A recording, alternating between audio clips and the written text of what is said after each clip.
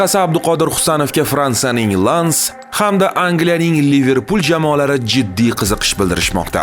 Aytishlaricha, Lens Abduqodir Husanovni ijaraga olish bo'yicha Manchester Cityga jiddiy taklif bilan ham chiqqan. Championat Aziya sayti bosh muharriri Narzulla Saydullayevning o'z Telegram kanalida yozishicha, Lens prezidenti Jozef Mari Manchester City prezidentiga qo'ng'iroq qilib, Husanovni yarim yilga ijaraga berishni so'ragan. Sababi Lens hozirgi kunda Fransiya chempionatida birinchi o'rinda ketmoqda va klub Husanovni PSG bilan raqobatda yordam berishini xohlayotgan ekan. Biroq City tomoni buning iloji yo'qligini ma'lum qilgan.